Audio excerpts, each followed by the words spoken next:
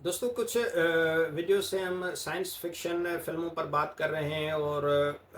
Science fiction फिल्मों में आमतौर पर वो चीज़ें दिखाई जाती हैं जो हकीकत से बहुत दूर होती हैं। क्योंकि वो एक तख्लीकी थाट होता है राइटर का, क्रिएटर का, और उसको वो फिल्म में प्रेजेंट करता है। क्योंकि ऐसी फिल्में बहुत चलती हैं, शायकीन को महसूस करती हैं, नई चीज़ें दिखाई जाती हैं तो फिल्म बेन उससे मुतासर होते हैं, तफरी लेते हैं, तो ऐसी फिल्में कामयाब भी होती हैं। तो जो है बहुत सारी ऐसी फिल्में जैसे खला में जाने के हवाले से या इस तरह की फिल्में जो इंटरस्टेलर हो, मार्शियन हो, अ,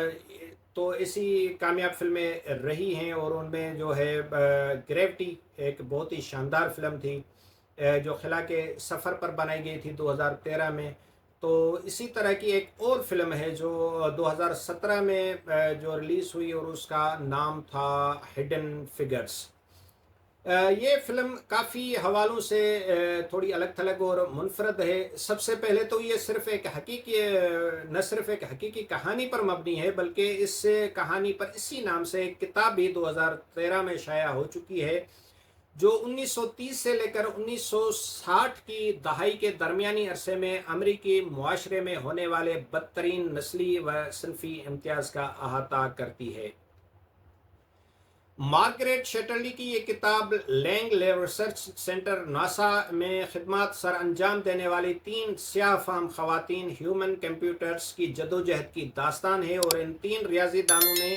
इस दौर में स्याह फाम अफराद के हुकूक और अमरीकी मुआशरे में राइज नस्ली व सिनफी तासुब के खिलाफ आवाज़ बुलंद की, जब नासा जैसे मयारी तहकीकी इदारे भी जगह बनाने के लिए स्याह फाम अफराद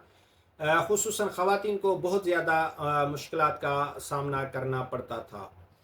तो 5 जनवरी 2017 को रिलीज़ की गई इस फिल्म के डायरेक्टर थियोडोर मेल्फी हैं, जबकि इसका स्क्रिप्ट भी मेल्फी ने एलिसन शर्डर के साथ लिखा है। और फिल्म में ड्रोथी वागन का मरकजी किरदार ओक्टाविया स्पेंसर ने, जबकि दीगर दो इंजीनियर्स कैथरीन जॉनसन और मैरी जैक्सन के किरदार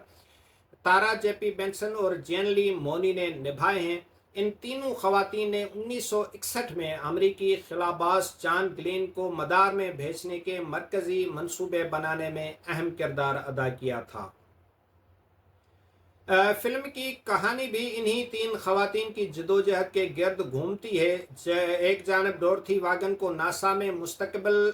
की सुपरवाइजरी पोस्ट के लिए अपने सीनियर ऑफिसर्स की मुखालफत का सामना था, तो दूसरी जानब कैथरीन मरकजी मंसूबे के इंजीनियर्स के साथ ऐसे माहौल में काम करने पर मजबूर थी जहां उसे न बाथरूम की सहूलत थी, न खुलकर बात करने की,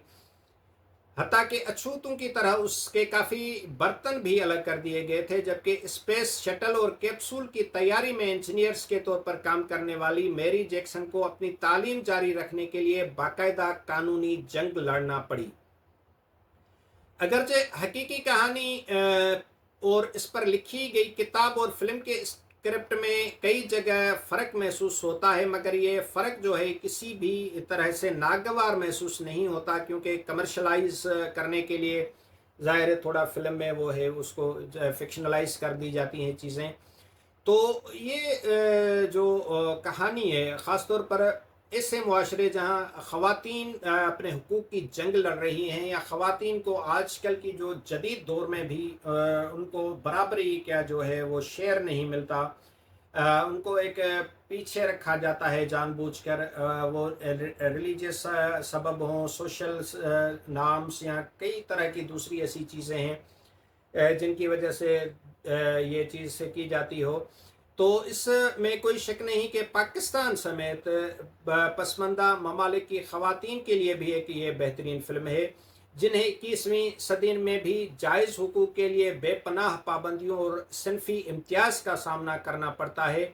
और इसके अलावा बेहतरीन स्क्रीन प्ले और मुआविन अदाकारा ऑक्टाविया स्पेंसर समेत इस फिल्म को 3 ऑस्कर नामजदगियां, 2 गोल्डन ग्लोब अवार्ड्स और बेहतरीन स्क्रीन एक्टर गिल्ड अवार्ड भी मिला, और 2017 की 10 बेहतरीन फिल्मों में जगह बनाने वाली ये फिल्म जो है ये दुनिया भर की ख़वातीन के बुलंद अज़ाइम और हौसले का पैगाम देती है। ज़िंदगी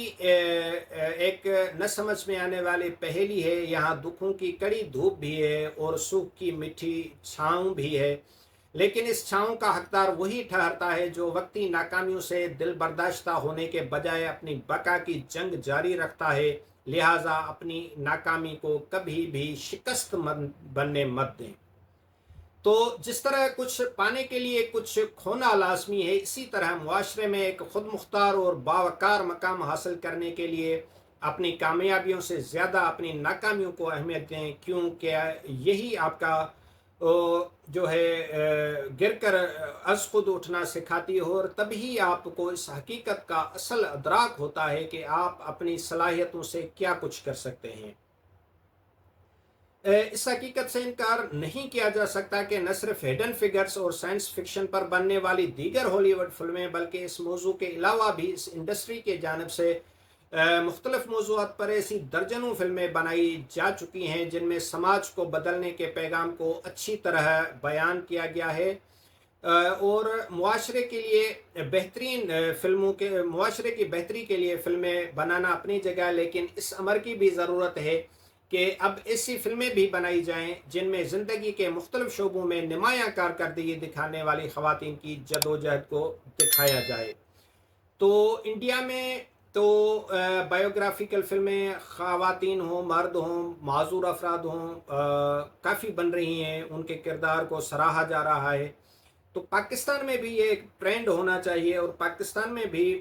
بہت ساری ایسی خواتین ہیں جنہوں نے زندگی کے کسی نہ کسی شعبہ زندگی میں نمایاں کارکردگی سر انجام دی ہے۔ تو ان کو کردار کو اپریشیٹ کرنے کے لیے، دوسری خواتین کو انسپائر کرنے کے لیے، یا نہ صرف خواتین بلکہ بہت سارے ایسے لوگ پاکستانی سوسائٹی میں موجود ہیں جن کی زندگی پر فلم بنا کر ہماری جو نئی جنریشن تک ایک پیغام جانا چاہیے کہ انہوں نے کس طرح کا اپنے سوسائٹی میں کردار ادا کیا تھا۔ تو میں سمجھتا ہوں کہ جب تک پاکستانی فلم انڈسٹری تو خیر زوال پذیر ہے، جب تک وہ اس کا ریوائول ہو، تب تک ایسی جو ہڈن فگرز جیسی فلمیں ہیں وہ پاکستانی خواتین کو ضرور دیکھنی چاہیے، دوسروں کو بھی ریکمنڈ کرنی چاہیے، اپنے حلقے میں اس کو ڈسکس کرنا چاہیے، کیونکہ یہ بایوگرافل مووی ہے، اس پر کتاب بھی موجود ہے، وہ بھی آپ پڑھ سکتے ہیں۔ تو آپ کو ایک آئیڈیا ہوگا، آپ کو ایک انسپریشن ملے گی کہ کس طرح کی حالات میں رہ کر کتنی مشکلات کا سامنا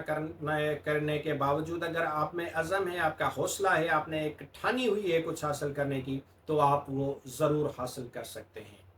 ویڈیو دیکھنے کے لیے بہت بہت شکریہ۔